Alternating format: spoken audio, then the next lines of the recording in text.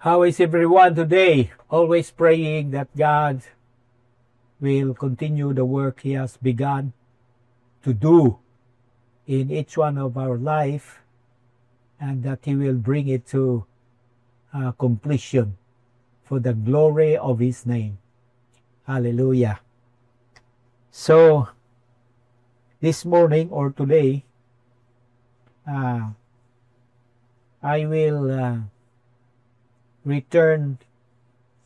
No, this will be some sort of a review already, because we have heard a lot of times already about this one. This is about the church, right? The Church of Jesus Christ. And last Sunday, we were talking about following Jesus. And it is those who responded to the call of Jesus. They are the ones expected to follow Jesus. And those who follow Jesus, they are the Church of Jesus Christ. Come, follow me, and I will make you fishers of men. So, this will serve as some kind of a review, but it is very important because we need to really get a clear understanding of the church. And when Jesus said, "I will build my church," what does He mean? And why was He building a church? What is the church? Things like those. So, in the past, we have had some lessons about this, but I feel we need to revisit and review and check again how far we are faring, in our walk with the Lord as the church of the Lord Jesus Christ. Are we increasing? Are we growing? In as much as if we are following Him, then He is building our life. Come follow me and I will make you. I will make you fishers of men. I will build your life. I will transform you. I will prepare you for the task that I have called you to do. Things like those. Hallelujah. Father, thank you. Thank you, Father, for this time, especially Holy Spirit.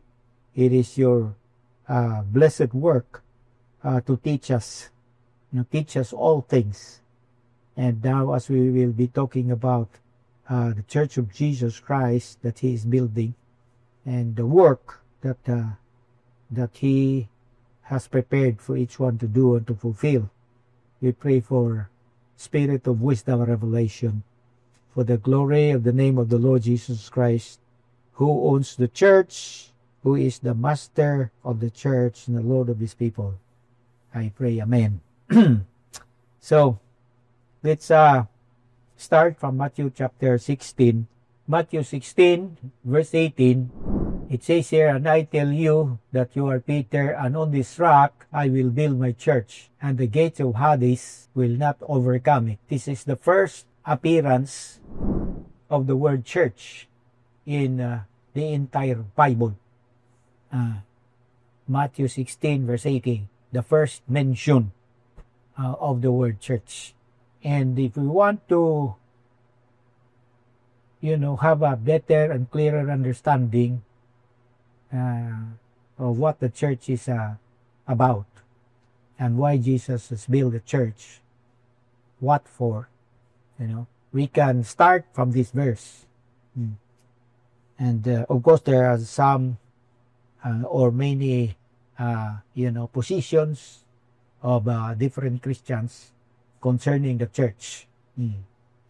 But our opinion is less important. What matters most is the opinion of the Lord as revealed in His Word. So, it is interesting that Jesus brought His disciples to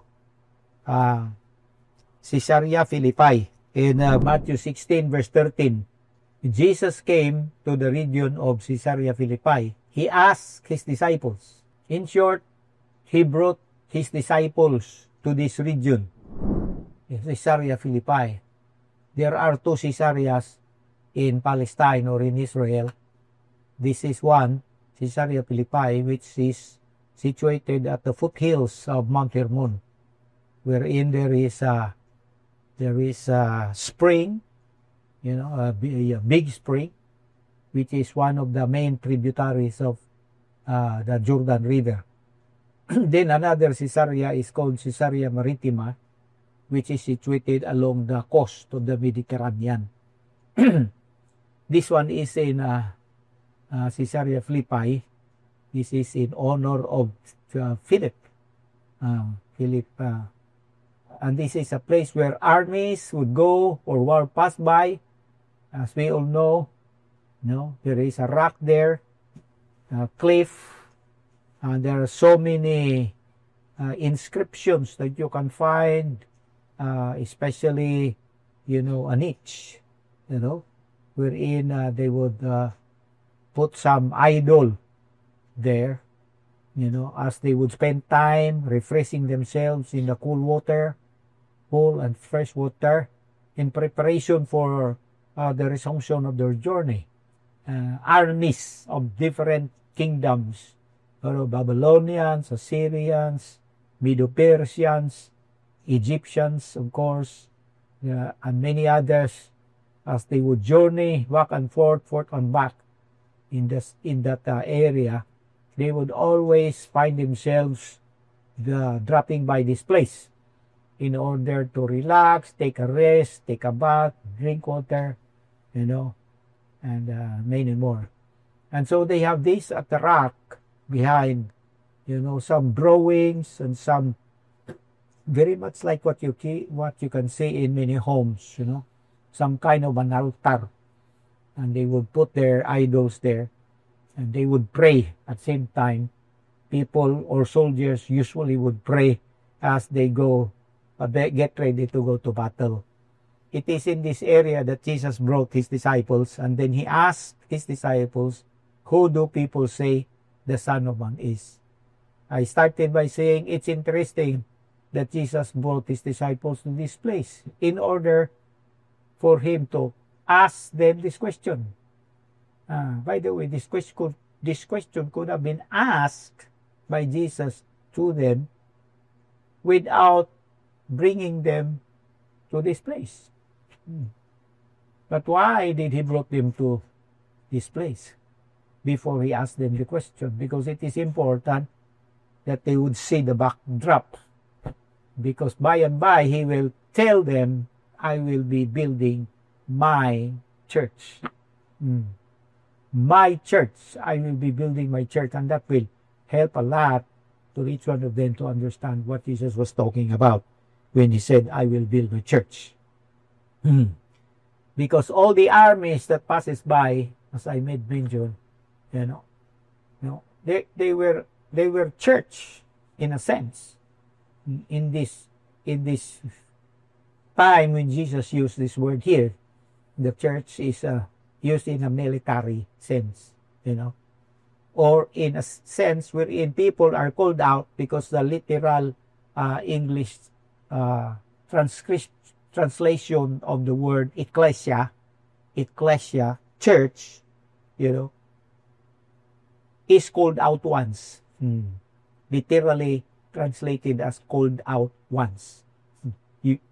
A people that's called out, you are called out, very much like in the army, you, when there is a mission, or they need somebody, or they need, let's say, a platoon of people, or a squad of people, they will say you, and then they come forward, The reason why they were called is because they have a mission to fulfill. They have a task to do.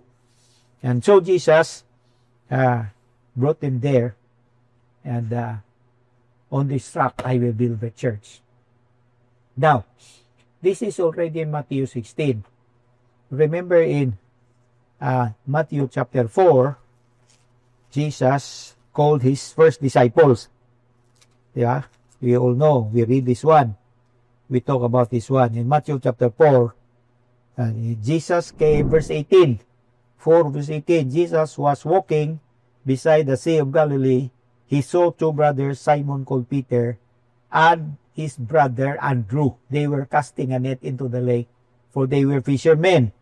Verse 19, come, follow me, Jesus said, and I will make you fishers of men. At once they left their nets and followed him. We discussed this a couple of Sundays back. So Jesus was calling them, come, follow me. Come, follow me. And here, there is another line where Jesus said, I will make you fishers of men. But in Matthew chapter 9, Jesus called Matthew himself, the writer of the gospel. His name was also Levi. Matthew chapter 9, verse 9. Matthew 9, verse 9, Jesus went on from there. He saw a man named Matthew sitting at the tax collector's boat. Follow me, he told him. And Matthew got up and followed him.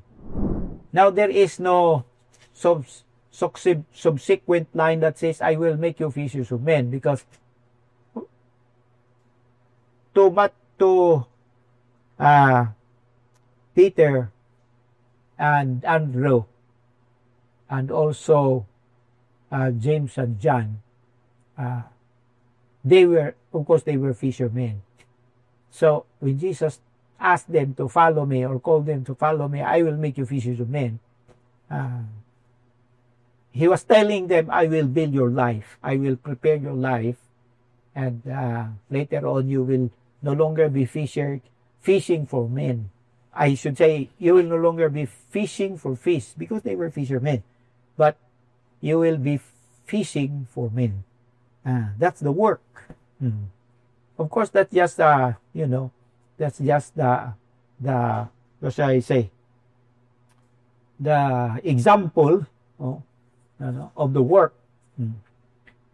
Some kind of a word picture that Jesus was using to help them realize the assignment that they will have to fulfill later on, which will be winning people back unto God. That will be the work assignment later on. So, when Jesus said, I will build my church, I have been talking about this all along many times. He was not talking about a denomination. He was not talking about a religion. He was talking about calling people, so that these people whom he called, as they respond to the calling, they will first assemble themselves around Jesus. They will first assemble themselves around Jesus. Is that a term that's easy for you to understand? They will gather around Jesus, or they will associate themselves with Jesus. We'll just discuss a little bit more about that, because Jesus was calling them for an assignment. But before they can go to fulfill the assignment, they first must come and follow Jesus, spend time with Jesus, associate themselves with Jesus, assemble around Jesus. What for? Among other things, so that they will be able to hear instructions or teachings from Jesus. They do this in the army. When they call you, you assemble, then there will be somebody who will stand in your midst or in front of you. Usually in the midst of you, of those that assemble will gather around. And then they will be taught or told about the purpose, why they were called. You will be going to do this, you will be said to this, you will conquer that mountain. There are 3,000 enemy soldiers there. There's lots of cannons and machine guns and etc. that you can do. So they will be told. And aside from that, they will be trained. They will be trained before they are sent. They will be there is special training that they will have to undergo. They will be equipped. They will be provided with everything that they need to make it sure that when they are sent, they will be able to successfully accomplish the assignment. Praise God. That's why Jesus asked them to come and follow me. So they have to assemble, gather around Jesus, and associate. That's the word. We heard this already, but it is worth repeating again today. That the number one principle in disciple making is association. Associate when you come, around someone or along someone, and spend time, because to associate requires lots of time. Lots of time. And this lots of time will be spent on listening. Yes, it's important. As I said already, there will be instructions, there will be teachings, there will be informations that will be distributed among those that gathered who responded to the call. So, lots of listening, and those who have been called will have to listen carefully. They cannot afford to miss out on these very important instructions. They are not just mere talk. These are not just, teachings for the sake of teachings because there's nothing else to do. No. The fellow who is there in charge will be teaching very important lessons. So everyone is expected to listen carefully, or else their life will be at stake, will be at risk. So they will have to listen. And then they will have to observe. They will have to observe. Association requires observation. Jesus, in his case, when he invited his disciples, he asked them to come and follow him. Come spend time with me. Come observe me. When you are a follower of someone, you listen to that fellow, you observe him carefully, including his gestures, mannerisms, the way he talks, the way he uses words, including the way he goes to sleep. So much more.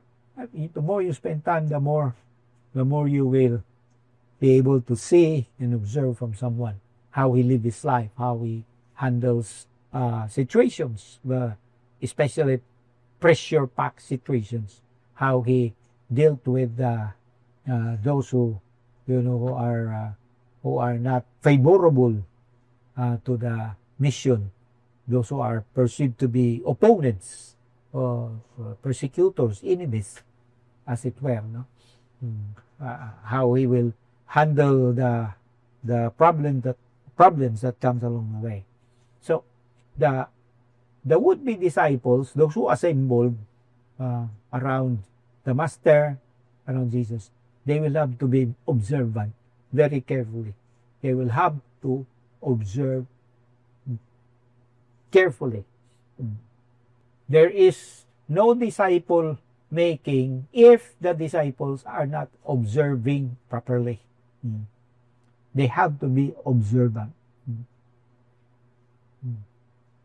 And then another thing, they have to have the freedom to ask questions, especially important questions. We all know that questions are more important than answers. That is why in the case of Jesus, every time he was asked, by anyone, before he will give them the answer, he will first ask them with another question. That's usually how Jesus did it. He would ask them another question. Because to have a question is very important in learning. The question is very important in learning. We would never learn anything if we don't learn to ask the right questions. So feel free to to ask questions. So the whole time that we're associating with Jesus, we can ask questions. And that's exactly what he allowed the disciples. They have posed questions. Some of those questions were, of course, nonsense. Some were fleshly motivated. But there were also occasions where they posed correct questions, right questions, and Jesus was delighted to answer them. So, important in the disciple making of the church is the time is spent together.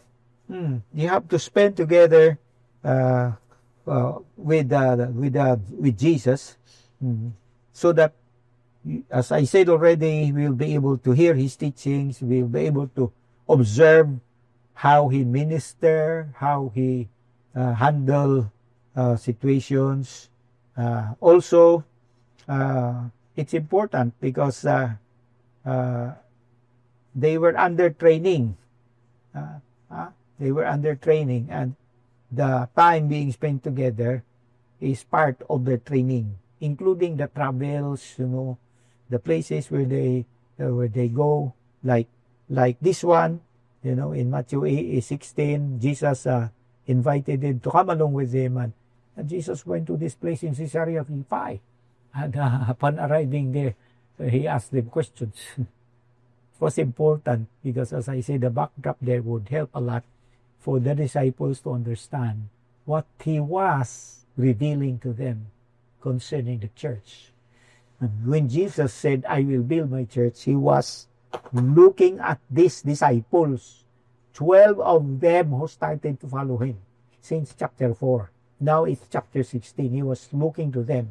I will build my church. And he was talking to them because they were the first members of the church of Jesus Christ. They were the first team. They were the nucleus. Yeah. They were the core of the church of Jesus Christ. Hallelujah. We all know that the disciples, the apostles, they became the pillars, the very foundation of the church of the Lord Jesus Christ. So he was talking to them, and when he said, I will build a church, he was referring to them. I will build. I am building you.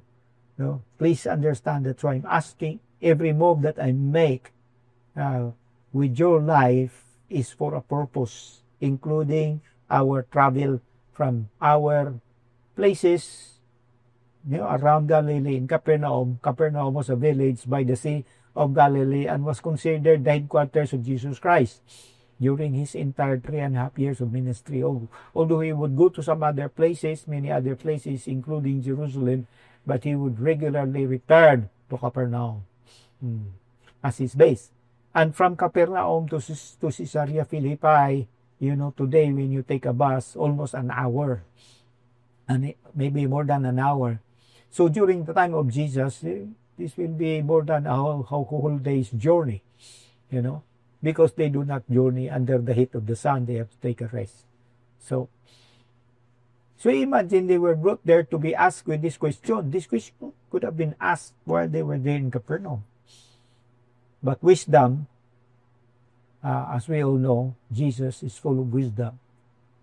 Every move that he makes has for a reason and for a purpose, especially in the way that he is teaching and preparing and equipping and discipling his disciples.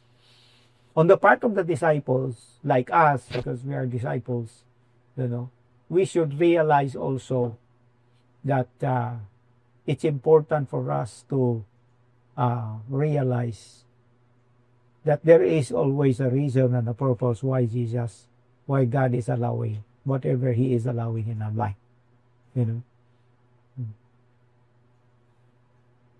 Do not be upset if sometimes you go through difficult moments. So the Church of Jesus Christ, he is building his church because he has an assignment for them to do. Like, for example, Paul was explaining or is explaining in Ephesians chapter 2, verse 10. I think it's good if we read verse 8, 9 as well, 8 and 9. So Ephesians 2, verse 8, For it is by grace you have been saved through faith. This is not from yourselves. It is the gift of God. Now, let me pause for a moment. Let's bring this verse back to the situation of the first disciples. Peter, Andrew, James, John, When Christ called them, what had they done in the beginning that merited for them to be called by Jesus? Nothing. They were just fishing all throughout their lives for a living. And then Jesus came, barged into their day that morning, and told him, come, follow me. So they were called by Jesus. It was a call of grace upon them based on the grace that Christ has. And all they need to do is put their faith in the Lord and act on that faith. And exactly that's what they did. They believe in the voice that they heard. It was a divine voice. They felt different in their innermost being. And so they immediately followed him. It was a gift that has been given to them. When Christ calls you, he is gifting you with something. Is that beautiful? Now, verse 9. It says in verse 9, not by works, so that no one can boast. That is very clear. Verse 10, for we are God's workmanship. Obra maestra. That's the term they use. We are God's workmanship, meaning a special creation, created in Christ Jesus to do good works, which God prepared in advance for us to do. The good works that he wants us to do, he has already prepared it in advance. So he is preparing us for this in advance prepared work to do. Hallelujah. He is preparing us for the work that we will do, on this work that we will do. He has already prepared that in advance. Right? But that means the Lord exactly knows what he is doing. Sometimes we cannot believe that we are included in the plan of God, in salvation as well as in works, in ministry. Everyone who has been called unto salvation is also called unto service. That's the other side of the coin. The same, two sides of the coin. God has called you first unto salvation, but that calling unto salvation carries with it the calling to serve. Hallelujah. Is that beautiful? And all of this is by grace. Grace, not because we are qualified, but because his grace is upon us. So, we start with that the church has been called unto salvation, but the church is also called unto service. But before we can serve properly, we will have to spend time with him. We have to assemble around him, gather around him, or be associated with him for a longer period of time. So we will learn, we will be taught, we will be prepared, we will be trained, or we will be discipled in preparation for the work that he has for us to do. So, the whole church of Jesus Christ has a mission to fulfill. Not just the few. Not just those who finish seminary training, Bible school, Bible college. No. Every member, every person who has come to faith in Christ Jesus. The beautiful thing that Jesus did is when he first selected the first members of his church. I will build my church. He first selected them. He selected the ordinary, the most ordinary, the most common people. Because when he visited a village, it was the village, in Capernaum, in Bethsaida, and all of these villages are situated along the seacoast of Galilee. And what usually are the works of people who are living by the seacoast? Fishermen. Yeah, fishermen. Of course, later on, he also called Levi or Matthew, who was a tax collector. But again, ordinary, in fact, questionable, because in those days, tax collectors are considered to be, traitor, mean people. They're not good people. They're considered to be sinners, corrupt. But God included them. Jesus included them in his team. Hallelujah. Because everyone has a place in the team of Jesus. In the church of Jesus, everyone has a place. Praise be to God. For as long as you will listen to the call of the Spirit of Jesus, and you will respond in faith, and you will start assembling around him. You will start associating, spending time with him. Spending time with him in prayer, spending time with him in the study of his word. Hallelujah. So Jesus is building his church. Until now, he is building. He is not done yet. He is not finished yet with building the church. There's still much to do, with the church of Jesus. And he wants to use the same people that he has built, he is building, and he wants to use them to proclaim the good news to people around. That's exactly what he did with the first disciples. The next thing we can read is in Matthew chapter 10. He started sending them out 2 by 2. He started to commission them, meaning to say he put them on practice. Jesus follows the principle, learn a little and practice much. So the whole time that they were with Jesus, they have plenty of time to practice, to get involved, They were not just spectators or audiences. No, they were, involved in doing the work of Jesus, because Jesus was training them. And, if you are not allowed to get involved in the training, how will you learn? If lecture, is all that you receive, there is no learning. I mean, it's not enough. It's not complete. So there must be participation. There must be the actual doing, so that you will learn. You will learn to do what is supposed to be done for the glory of his name. So I'm happy to think about this, that the Church of Jesus continues on, and you have a role to play. You're listening to me.